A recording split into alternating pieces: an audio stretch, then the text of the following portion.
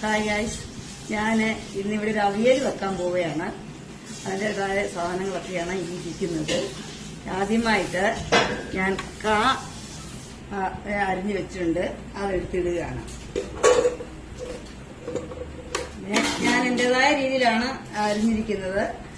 പിന്നെ അടുത്തത് ബീൻസ് ഇടുകയാണ്. പിന്നെ നിങ്ങളുടെ ഇഷ്ടത്തിനനുസരിച്ച് നിങ്ങൾക്ക് എങ്ങനെ വേണേലും അരിയാം. പിന്നെ ഞാൻ അടുത്തത് ചേനയാണ് ഇടാൻ പോകുന്നത്. പിന്നെ ഇതാ ചക്കക്കുരു, അവിയലിനകത്ത് ചക്കക്കുരുവാണ് ഇടാറുള്ളത്. ഇതാ പിന്നെ ക്യാരറ്റ്,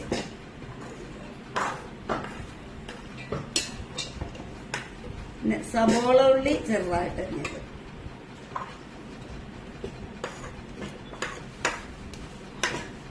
പിന്നെ പടവലങ്ങ,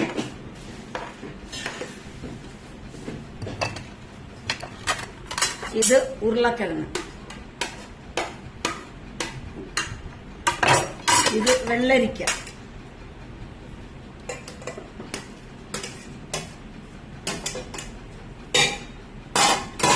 ഇത് മുരിങ്ങക്ക,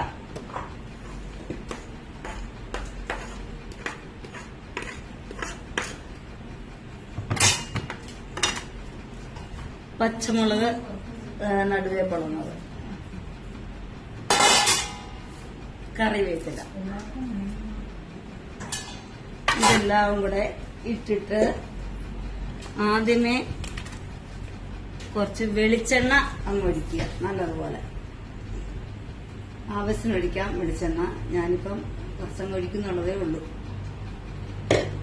പിന്നെ മഞ്ഞപ്പൊടി ആവശ്യത്തിന്,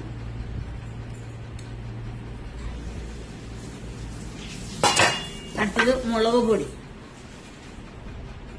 അതും ആവശ്യത്തിന്.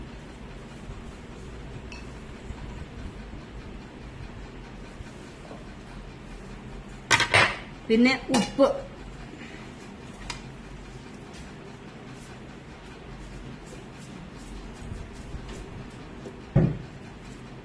ഞാന് മറ്റേ ഇന്ദുപ്പാണ് ഉപയോഗിക്കുന്നത്.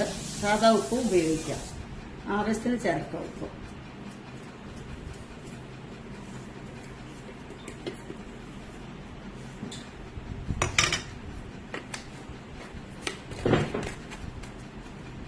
പിന്നെ ഇതെല്ലാം കൂടെ ഇങ്ങനെ നല്ലപോലെ മിക്സ് ചെയ്യുക.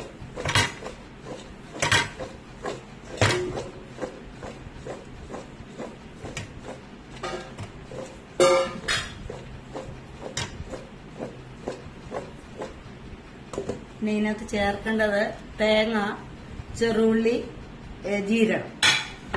ഇനി ഇതില് ഒരു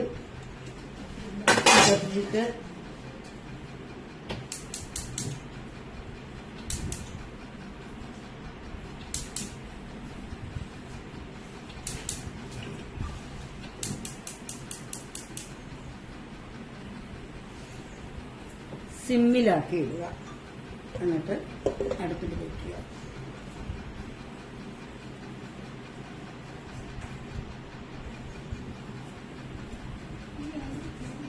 എന്തെങ്കിലും ഒരു പ്ലേറ്റ് വെച്ച് നന്നായി അടച്ചു വെക്കുക.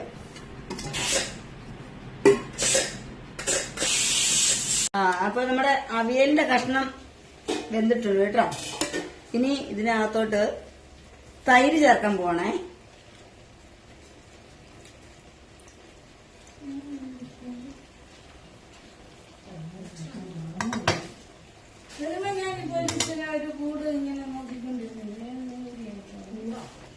ഒന്ന് ഇളക്കി വെക്കുക.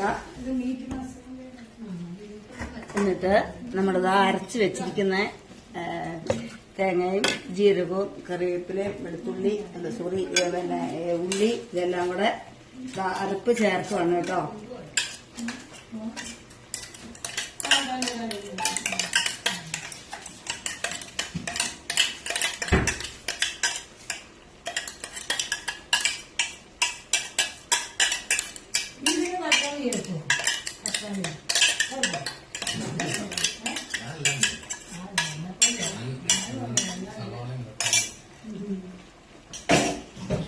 അരപ്പ് ചേർത്ത് നമ്മളൊന്ന് എടുത്തിങ്ങനെ അരപ്പ് അടിക്കോട്ടാക്കി ഒന്ന് വെക്കുക.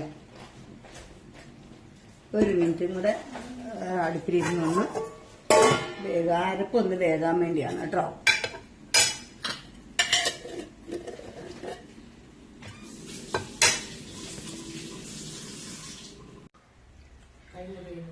നമ്മുടെ അവിയൽ ഏകദേശം റെഡി ആയിട്ടുണ്ട് കേട്ടോ.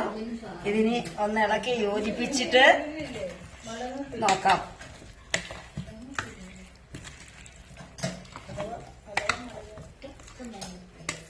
ഇളക്കി യോജിപ്പിക്കുകയാണ്.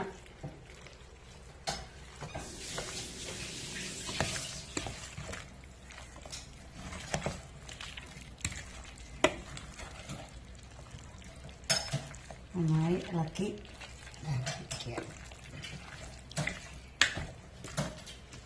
കഷ്ണമൊക്കെ നല്ല സൂപ്പറായിട്ട് വന്നിട്ടുണ്ട് കേട്ടോ.